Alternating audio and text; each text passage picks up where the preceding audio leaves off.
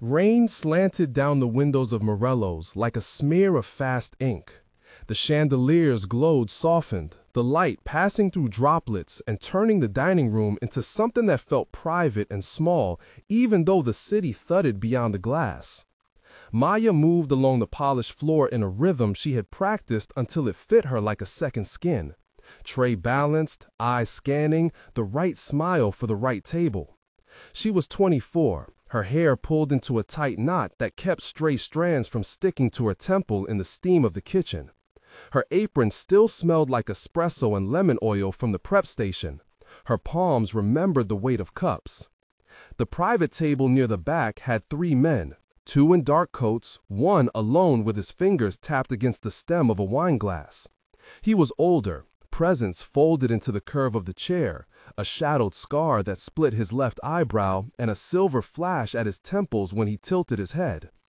He watched the room the way some people watch television, patient, cataloging. Maya had taken his order twice already and had the correct notes tucked behind her memory. No garlic on the second plate, extra foam on his Americano, a spare napkin folded to the right because he always folded his hand over it when he listened. On nights like this, rain, 2 shifts combined, pockets emptier than they should be, there was a tightness behind her ribs, a low buzz of the math that kept her running. Her landlord called in the morning. The studio in Queens was thin with cold. She had to be at Jimmy's diner at 6 to pick up tips from the night shift and at Marello's until the last table paid and left. Her life was small transactions stacked on top of each other. Rent, phone, refill for her transportation card. It kept her moving, it kept her careful. She set the wine down at the private table. The older man folded a corner of his napkin around a business card and pushed it across the linen without looking at her. The card was heavy, black, embossed with a symbol Maya couldn't place. The second man muttered something about the wall near the entrance, a minor complaint that masked the way his hand brushed his jacket as if checking an invisible seam. Then the door banged and the room's attention split. A man in a soaked bomber jacket came in like someone who had let the rain do his thinking for him. He went straight for the host stand and then past it, eyes not on the chandeliers, but on the private table. The air changed in a way Maya felt in the base of her skull, a sound like a sweater pulled too tight. People looked at him, murmurs and forks, the chef pausing at the pass. He didn't need to swing a gun to put the room on edge. His motion was a promise. He moved faster than Maya expected. The second man at the private table went from adjusting his sleeve to standing with a quiet speed that used muscle memory and a trained calm. The older man, Vincent, did not rise. He stayed still, a measured presence, as if he could direct events by refusing to be hurried by them. By the time the bomber jacket reached the table, voices had turned sharp. "Back off," the second man said, hands steady on the collar of his jacket where a badge might have been. The intruder laughed, an ugly crack of amusement, and then something clinked at his hip, a dark shape that promised far more than words. The light in the dining room fractured. Diners slipped back into their courses, forks paused halfway. Maya's heart shoved against her ribs like a hand wanting out. She could have ducked behind the pass, let the men in the room be the story. She had been taught to be invisible in one job and indispensable in the other. But she was near the espresso machine, the nozzle still hissed, a cup steamed on the counter. The impulse was small and immediate: protect the table, protect herself, keep the room from exploding.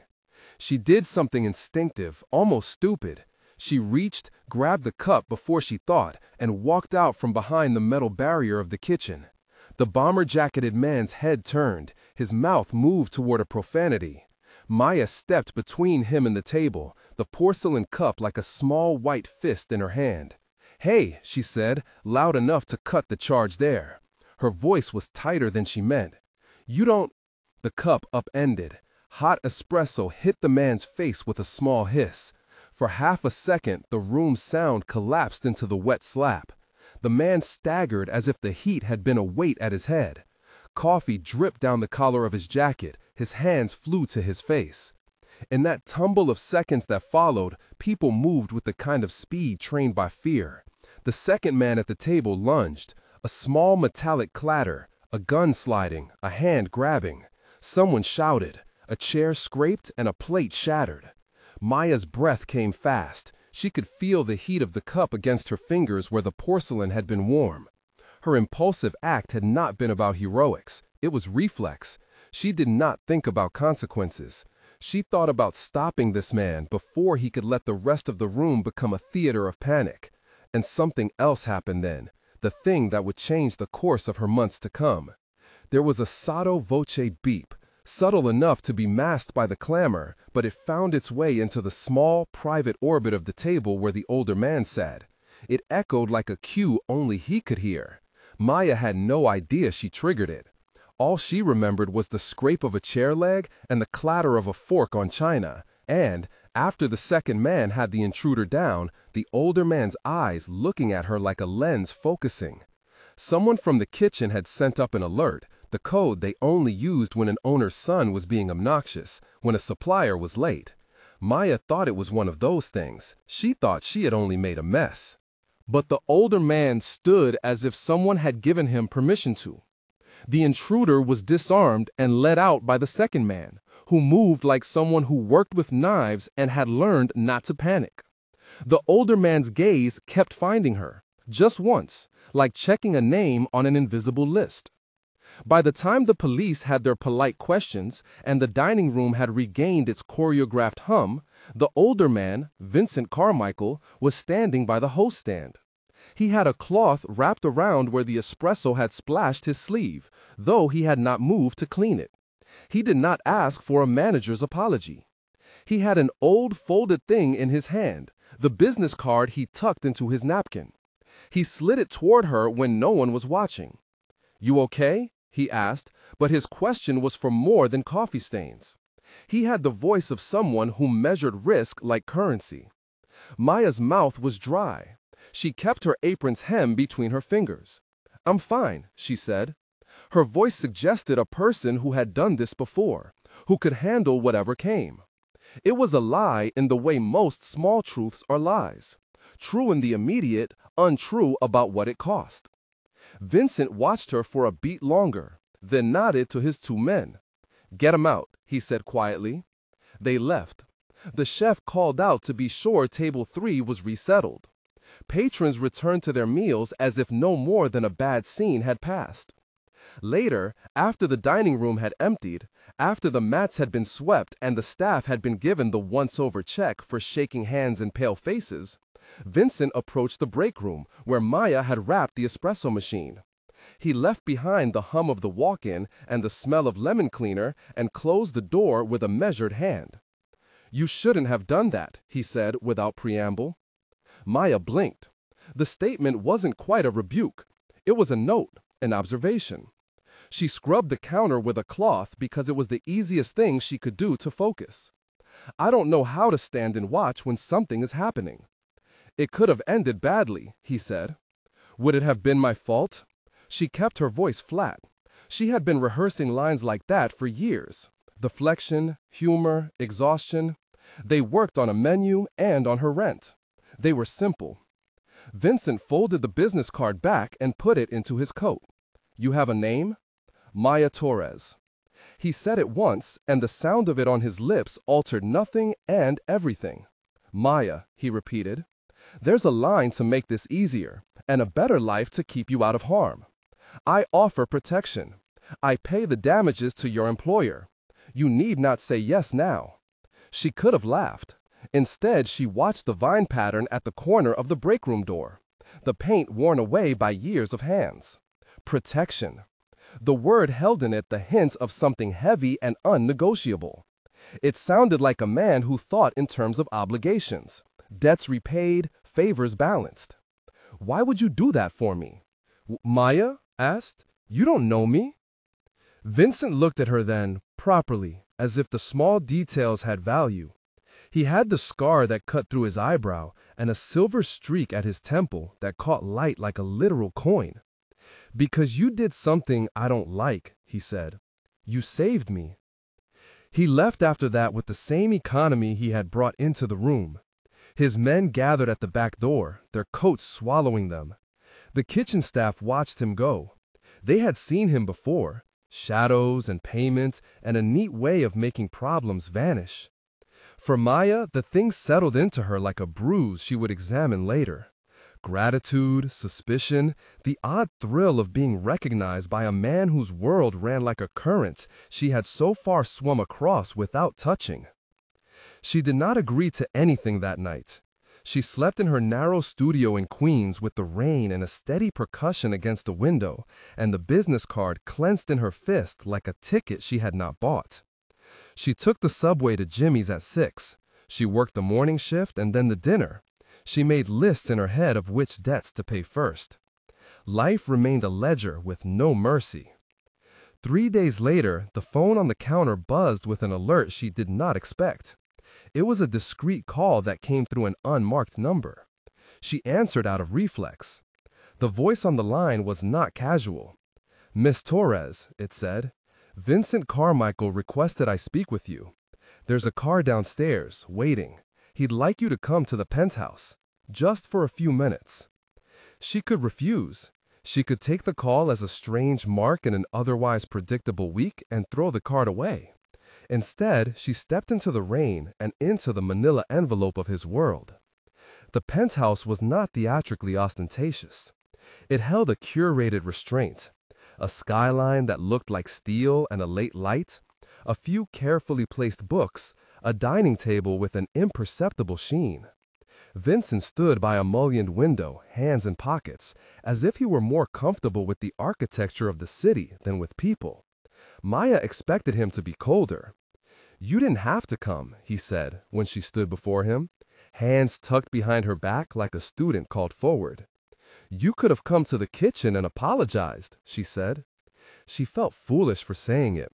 Apologies from men like Vincent were rare as coins on a sidewalk. He regarded her quietly. "I don't apologize for being careful, but I wanted to see the person who would throw a cup of espresso in a man's face." The silence between them was a place with its own atmosphere. There was a small table near the window, set with a plate of sandwiches, and the smell of coffee rose like faint smoke. For the first time, the card in her pocket had a face to it, not a name.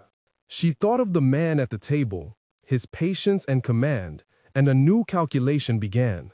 A man who noticed, a man who could observe, a man who could keep his hands on the rope that pulled things into order. "You have a record of being useful," he said, "and trouble follows usefulness." "What do you want?" Maya asked. "I want you to stay where it is safe for a while. I will pay your wages. You will take time off from the restaurant. There are things I can arrange that make your living easier. In exchange, you let us keep you safe." His offer was not of charity. It was the architecture of a bargain. In the weeks that followed, the bargain took shape in small, concrete terms, a set of rules that listed what protection meant and what it did not. Vincent's people, Torres, an ex-military man with a bluntness that disguised a careful professionalism, Sophia, sharp-eyed and precise, showed up to watch the door while she slept and took notes on the days he wanted her visible or invisible. Marco, stoic and tactical, trained with her in the small movements that weren't instruction manuals but impulses made reliable. How to hold herself, how to keep her hands where they would be safe. She learned how to lock a door in a way that made it more than decoration. She learned how to breathe through the sudden surge of adrenaline so it would not convince her to run blindly. Maya insisted on terms. She would not be hidden away in a safe house like a fragile artifact. She continued to work at Jimmy's and, on occasion, slipped back to Marello's with Vincent's money discreetly tucked into her paycheck. He insisted on paying the restaurant damages and getting the staff a mediator calm they desperately needed. She hired a locksmith with money he supplied, not because he said she should, but because she wanted the sense of owning her front door again. There was an odd intimacy in the rhythm of the protection. Vincent would sometimes appear at the end of her shift with a paper cup and a sandwich he had made himself, awkward in that domestic way people are when they try to be human on someone else's terms. He did not ask personal questions. He did not need to know. When he spoke, it was in small doses, words chosen like coins given across a table. He told her about docks and debts in clipped phrases that were both revelation and concealment. He never romanticized his life. He did not say he was anything other than a man who kept obligations and drew lines. "You're not a charity case," he told her once, handing her a sandwich that had been wrapped in waxed paper. There was grease on the paper where the cheese had melted. The gesture had the precision of someone who learned to feed another without tripping over himself. "I'm not asking for charity," she said, taking the sandwich anyway. "I asked for nothing, actually." "You did something reckless," he said, and there was no judgment in his voice beyond the observation. "I tied up a waitress who saved me with a secret alert." The words landed oddly, like a headline someone had said out loud. For the first time, his full sentence reached her in a way that made her stiffen. It was not a confession. It was a description of a transaction that had already happened. He had put constraints around her for her safety. The phrase "tied up" was literal and metaphorical, as if he acknowledged both the rope of his world and the knot of his obligations. She bristled. "Tied me up?" He watched her with a patience that was not indulgent. "Only once, and only because the men downstairs were getting reckless, and you were moving toward the door when I could not risk it. I told them to secure the perimeter. I bound your wrists together with a strip of cloth. You can call it humiliating, you can call it necessary." "Which would you prefer I call it?" she asked. He allowed himself a small, almost invisible smile. "Call it what it was, me making sure you didn't run into danger before I could pull you back. But you're human, Maya. You have plans. I'm not going to suffocate that." That balance, how to protect without stealing independence, became the central negotiation of their closeness. Maya was careful to keep agency in her pocket. She asked questions about the limits of his help. She requested training. She set terms.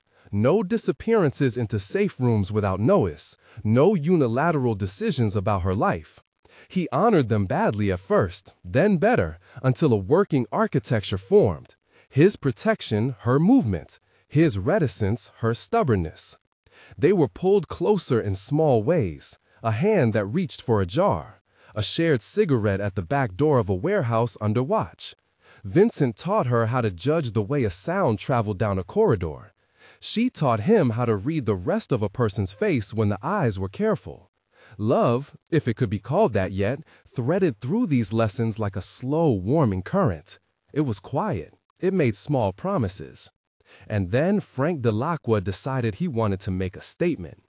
Frank's escalation had been readable if you knew how to watch. He was younger, hungrier, teeth showing, in a city where teeth mattered.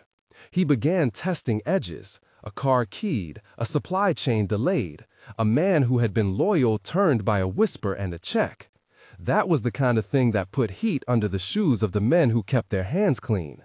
Vincent kept his temper like glass in a velvet glove, intact but ready to cut when pried. The first real attempt came at the penthouse. A delivery truck under the cover of rain and a false manifest, explosive material hidden in crates that claimed to be harmless. The device was crude, a chaos that had a heart. The men who handled it were Frank's proxies, decent muscle with no idea what their work would mean for a skyline. Vincent's intel was good enough to call the shipment, to have his men intercept and rehouse. But Frank had a plan for spectacle. He wanted to reach the tower to show that he could touch a life that Vincent valued. Maya was not supposed to be there when the explosives were set. She was at Jimmy's, the safe rhythm of breakfast orders and the hiss of the coffee machine keeping her in a narrow lane away from grand crimes. But the day had been long, and a maintenance call made her swing by the penthouse to pick up a jar of coffee she'd forgotten. She was small in the doorway, an inconvenient human presence when things fell into motion. The first explosion was a bouquet of sound and glass and displaced air.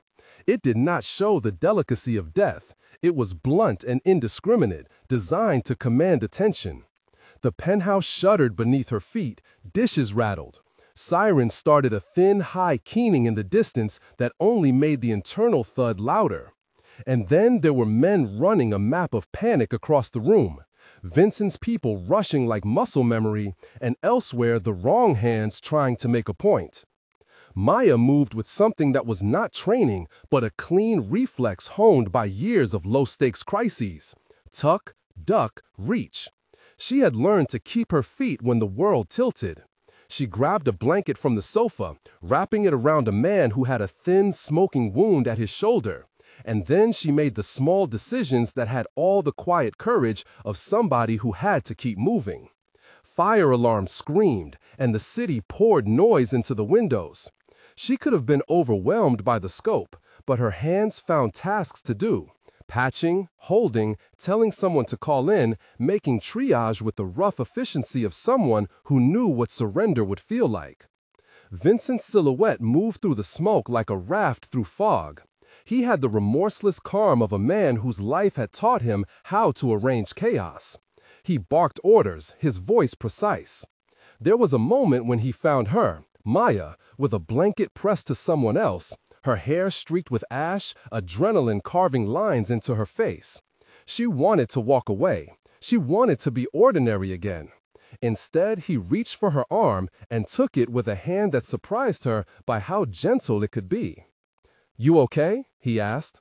It was not an offer, it was a question of fact. She nodded, though she knew nodding was a thin thing in the face of the deeper tremor that had settled into her skin. "I'm fine," she lied in the language of survival. The attack didn't end in the penthouse. It branched outward like a stain. Men loyal to Frank set off smaller explosives in a warehouse on Red Hook, where the real confrontation was meant to take place. It was a chess move meant to draw Vincent's pieces away from his center, and to show that he could extend his hand where it counted. Vincent moved with a cool speed that had the smell of all the things he had been taught about risk. He ordered coordinated action, Sofia and Marco to lock down exits, Torres to sweep for the teams injured, phone lines to be secured against leaks.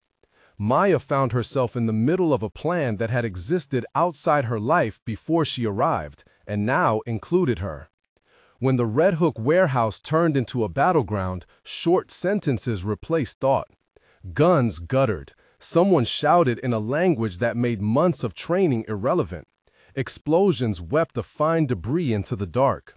Maya moved through it like someone moving through a stormhouse, trying to pull people back into pockets of safety. She did not think about politics.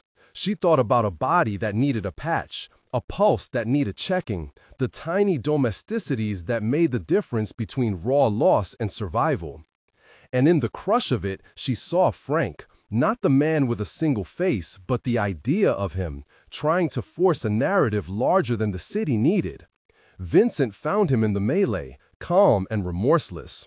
The fight between them was not cinematic in the way movies stage it.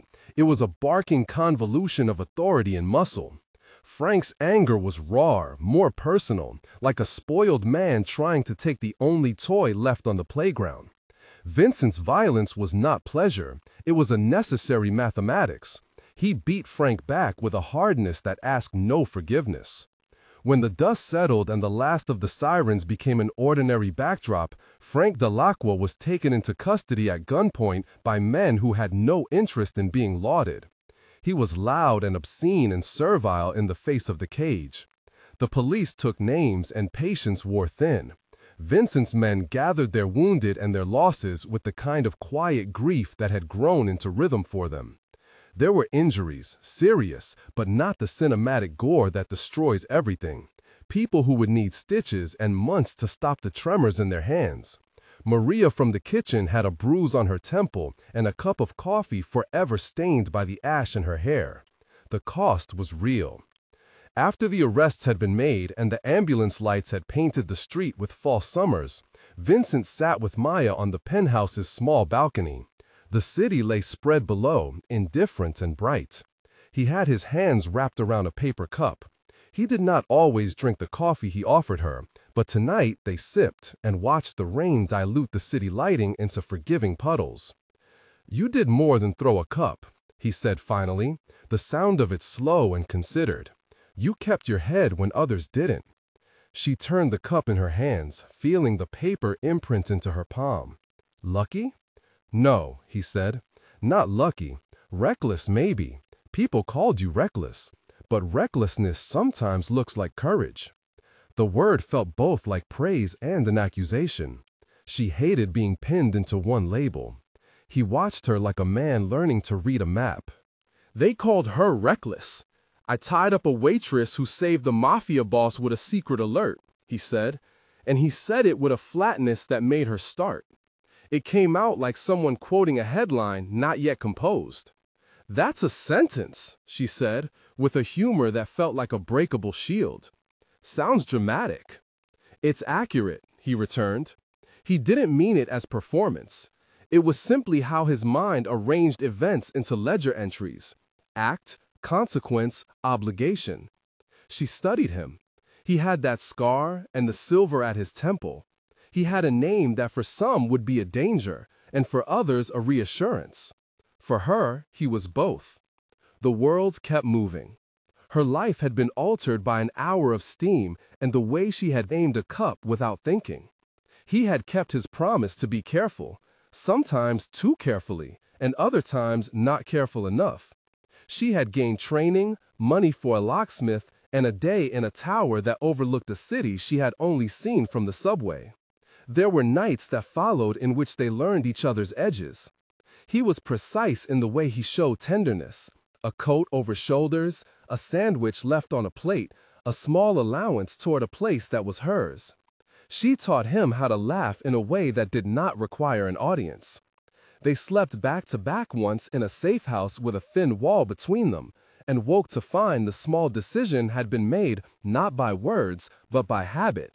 A kettle would be on when the other stirred. She insisted on a limit when he wanted more. I won't be locked away, she said once, in the clarity of a woman who had owned her life through work and small reconciliations. He listened and adjusted. He did not give up his control. He could not, but he learned to tether it to the contours of a human who refused to dissolve into dependence. The days after Red Hook were quieter. Frank's arrest was public enough to make headlines in corners of the paper where men like Vincent disliked their names. The police interrogated, witnesses were called. Vincent's world rearranged organs to accommodate a new wound.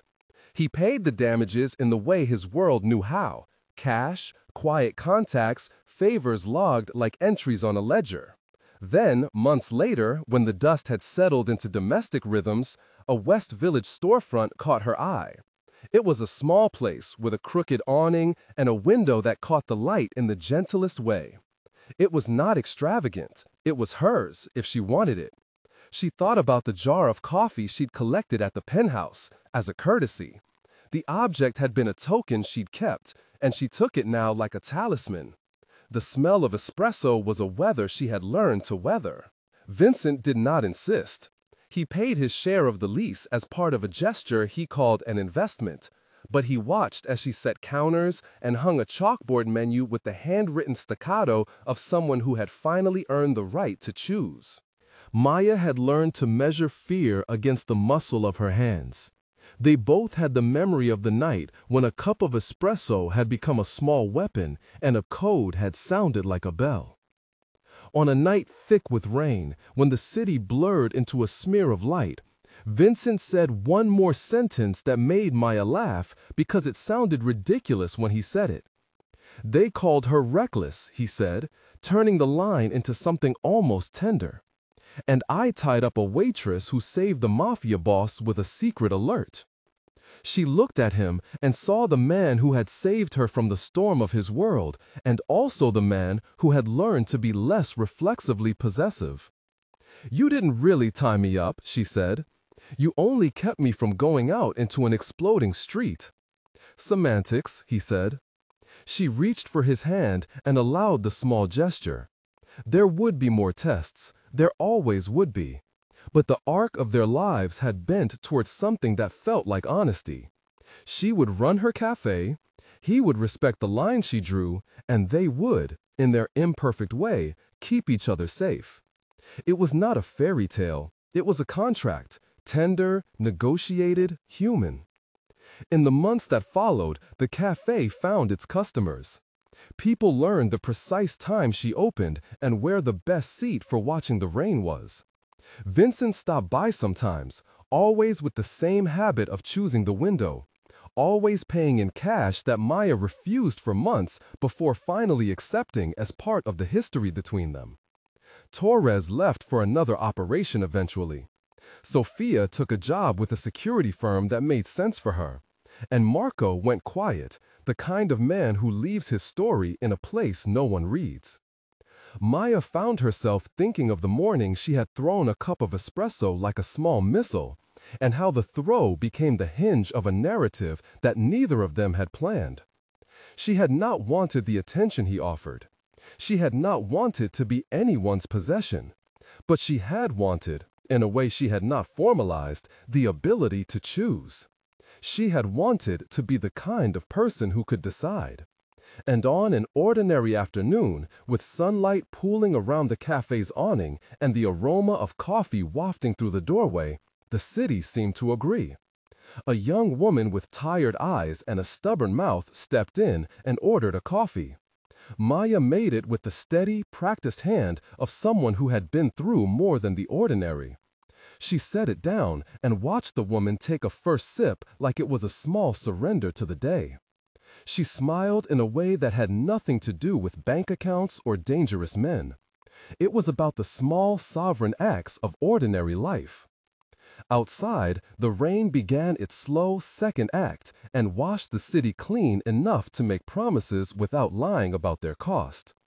Inside, two people who had been altered by violence and compassion sat across from each other, hands sharing the warmth of a paper cup. They had learned, painfully, honestly, how to be together without stealing the other's edges. Justice had a shape. The antagonist had been captured. The aftermath had been tended. They had both been tempted by simpler narratives. Hers, the reckless hero. His, the man who groped for control. Instead, they settled for something truer, a messy, negotiated life that allowed each of them to own a part of their story. That, in the arithmetic of survival and love, felt like enough. The envelope was plain, manila, unmarked, the flap tucked like a casual promise. Maya found it under the sugar jars as she wiped a coffee ring from the counter. She thought at first it was a coupon, a note from a supplier, something harmless that belonged to the day's small errands. She nearly set it aside. Then she saw the handwriting. Blocky, impatient, the kind of hand that belonged more to men who had learned to take quickly than to those who were given. She carried it to the window table where Vincent sat with his feet tucked beneath the chair and a newspaper he barely read. He looked up when she placed the envelope next to his cup. The steam rose between them like a temporary curtain. He did not open it. He did not need to. The way his jaw moved when he pressed his lips together told her what the page would say. References to names Vincent had hoped were weathered to nothing. Mentions of debts that weren't money but favors unpaid.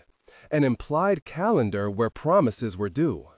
Inside, when you finally slid a finger beneath the flap, the note was 3 lines long. You keep what you have because you remember who you were. Stop forgetting. R. Maya read it twice, then a third time, because the rhythm of the strokes sounded like something she could steady herself against. R, she said, not sure whether she wanted the name solved or the silence to remain. Vincent folded the paper into quarters and held it in his palm as if it were a small animal that might bite. Rocco, he said, quietly. Or someone who wants me to think it's Rocco. He said it without drama. His voice did not shift into the old language of threats and retaliations. That was new. The old Vincent would have already been halfway to where men like Rocco kept their evenings. This Vincent listened and counted the cost. Maya felt the room contract. Customers who had been absorbed in drinks and laptops lifted a shoulder like ships in a mild storm. Sophia, polishing cups at the back, glanced toward them with a look that was halfway to readiness and halfway to an apology for the way the world still pulled at the edges of safety. "Do we tell the police?" the young woman at the counter asked, uncertain whether such a question belonged to her authority. It was an ordinary question, but the wrong one for the space where Marcus used to hold his meetings, for the space where Vincent's past and Maya's presence overlapped. Maya thought of Frank's arrest, of the men who would carry a bruise, of the ways the legal world could finish a story without excising its scars. She also thought of the risks of making the cafe an evidence board, of turning a place of small sovereign acts into a map of bloodlines and old grudges. "Not yet," she said. "We see who comes to the door first." She did not like the answer. She liked it because it was honest. Vincent nodded, the motion almost invisible. "We collect more than threats," he said. "We collect who wants to come." They put a sign-up sheet up like a small defense. Nothing so formal, just a slip for days when someone might need a hot drink because their car had broken down, a number to call if a neighbor was watching something that did not belong to them. It was not a deterrent in the language of force, but it was a signal. This place mattered to many people. It would be noticed. In the days that followed, the city took on the tenor of people checking each other's lights. Marco came in twice, carrying a newspaper that he did not really need. He stayed by the door with his hands in his pockets, saying little and reading everything. Sophia called in favors she had stored in neat trade for years. One cup of coffee earned her a look from a man who worked nights at a ferry terminal and could keep an extra eye open. Another purchase got her a promise of a bearded neighbor who knew how to move a lawnmower in such a way that a car could sit unseen. And Rocco did not come. No dark car drifted under the lamplights.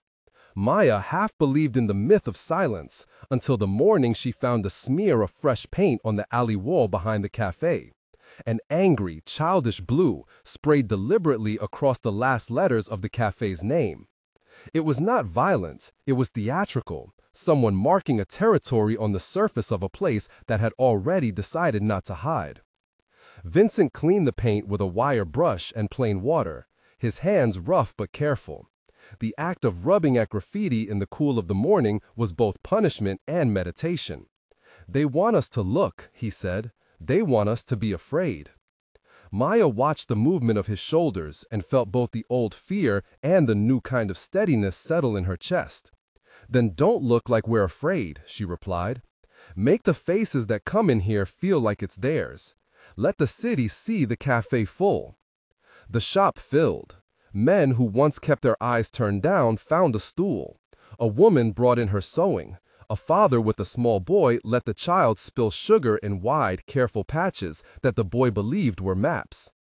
It was the kind of full that cheapens no one, that folds into the life of a city and becomes a reason for people to check the mailbox for their own mail rather than a notice of misfortune. Still, threats asked for measures. Vincent took a walk one evening to a place he used to know by instinct and left a single envelope under the edge of a cracked drain cover. He did not hand it to anyone. He let it find the right hands, the way a note slips into a pocket. A week later, he was approached by an old acquaintance with a face softened by liquor and years. The man wanted money. He wanted absolution. He wanted a favor called even. Vincent listened. He offered instead a simple course. Leave. Leave the city and the life that had once been easy to him. Take nothing that belonged to another. It was not mercy for the one who had been harmed, but it was a commerce of choice offered in the language of endings. The man laughed, the laugh of someone who had never been offered an exit. He refused. A week after that, the man's father turned up outside a deli across town, asking questions about a man called Torres. He brought with him sorrow and a story of debts in grain and friendship. Word traveled. The city is always listening, even when it speaks in whispers. Over time, the threat folded into odd, quiet things. The clink of a bottle abandoned near the back alley.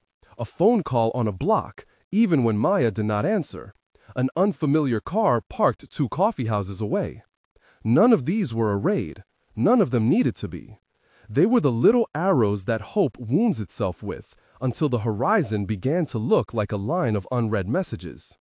Maya had nights when sleep brushed her in the wrong way, when she could imagine the espresso cup in her hand as a missile again.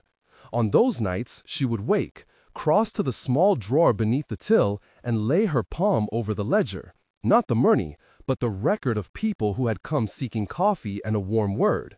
She found in that small book a map of lives that did not belong to violent secrets. It steadied her. Vincent found his own steadiness in public acts. He began, very slowly, to help with deliveries. Nothing dramatic, only carrying crates when the students with their backpacks were not strong enough. He learned names. The woman who taught ceramics across the way. The older man who fixed bicycles behind the church. The teenager who stocked the shelves at night and secretly loved reading novels by the light of his phone. He took to speaking to them as if history were a thing you pay attention to, but not a thing that decides for you. "Tell me if anyone bothers you," he said once to a young man who gave him a list of spare parts and a conspiratorial wink. The young man misunderstood the gravity and took it as a joke, which was a small mercy. Then came the afternoon when the city refused to be merely watched from the edges. It was a slow Saturday. A brass band played 2 streets away in a pedestrian parade that never quite reached the cafe, but left its sound like a gift. A couple arrived for coffee, their hands full of pamphlets for an art show they were trying to open. 2 older women argued gently at the end of the counter over the merits of biscotti. A man with a dusty case of vinyl records leaned against the wall and hummed through the rim of a cappuccino. The bell over the door rung out the shared life of ordinary evenings. A car stopped abruptly in front of the entrance. 3 men got out, neither fit nor elegantly dressed, but wearing the wrong kind of certainty. One of them leaned back on the car door and spat with a showman's disgust. They scanned the room like surveyors measuring ruined things. The band's music sorted itself into the background like ocean foam. Vincent watched their faces then, not because he was prepared, but because he had learned to read not only hands, but the muscles that told a body how to move in threat. They were young and mean, and maybe practiced in following orders. For a moment, fear rose in him like a tide, but it did not sweep him. He put out a hand to Maya under the counter and felt the small, deliberate press of her fingers in return. One of the men walked through the door as if it belonged to him. He let his eyes sweep across the room. "Nice place," he said in the kind of voice that broke glass. "Too nice." Maya kept her voice even, the way a slow metronome keeps time for a nervous orchestra. "What can I get you?" she asked, because she had learned to answer the world's improbabilities with the one thing that belonged to her: service. The man smiled like someone who sees the end of a story early. "We're looking for someone," he said. "A vent." Vincent rose from his chair, unhurried. His hand did not go toward her. It did not cage her. It moved to the back of the counter and took up a towel. "You can sit," he said. "Have a coffee. We talk like normal humans here." The man considered the offer the way a man might consider a stranger's handshake in a crowded room. He barked a laugh, which died quicker than he wished. "We're looking for Rocco," he said, as if the name beheaded the day's gentle intentions. Vincent's mouth tightened. He felt old reflexes surfacing, pleasure in the rightness of taking a man by the collar, of setting a bone clean. He did not move to violence. Instead, he made a choice that felt like a miracle only because it was small. He spoke the truth. "Rocco isn't here," Vincent said. "If you want him, go to him. If you want trouble, you'll find it somewhere else. This is coffee." The man seemed annoyed by the concept that a room might have its own moral geography he could not declare. He flicked his wrist toward the exit, and the other 2 moved as if expecting him to make a performance. The record man behind the counter, who had been humming, stood up with loaves of steadiness folded under his arm and walked toward the door. So did the older woman who had argued about biscotti. She clasped a cane in one hand, but stepped with more assertion than anyone had given her credit for. The 3 men hesitated, as if confronted by an exodus they had not planned. The cafe was no longer a private island. It was a little theater of shared complicity. The man's face shifted. Irritation met calculation. He spat again on the street and turned to leave. They did not return. They did not spray paint over the name again or break windows. Something in the city had taken notice and shrugged. The men found a different street to make their small rules on. After they left, the cafe held its breath and then let it go. Voices returned, the brass trumpets far away. No one praised Vincent for what he'd done. He did not expect praise. He had not moved for acclaim. He moved because in the arithmetic of survival, he had learned a different kind of currency. The soft economies of listening, the capital of mutual care. Maya closed early that night, more out of a desire to feel the space empty and whole than because any part of her believed the danger was over. Vincent walked with her to put out the chairs, and they shared a cigarette in a small ritual that felt like closure. Their fingers brushed. They did not take each other for granted. "I could have taken them," Vincent said, after a long pull. He was not reaching for confession, he was offering observation. He regarded the matches in his palm like small decisions. "You didn't," Maya said simply. "You didn't become who you were before you met me. You became someone who listens." He handed her the matchbox. "Listen," he repeated. "There's a difference between fear that swallows you and fear that teaches you who to love." She laughed softly, a sound that answered without arguing. "That's awfully sentimental for a man who used to move like a storm." "Sentiment is what I learn when I'm allowed to keep my edges," he said. They locked up together at last, the street a ribbon of light and fog in which their shadows walked in step. It was not triumph. It was a small victory, like a day that did not end in someone being dragged off into the dark. They had not rewritten the city, nor had they made their lives invincible. They had, however, made the cafe a place where the margins had less appetite for predation. In the weeks that followed, Maya began to think of new ways to keep the place open beyond coffee and a safe chair. She invited the ceramics teacher to show her students' work on the shelves. She let the father who fixed bicycles leave a small sign that offered free tire repairs one morning a month for anyone who couldn't otherwise afford it.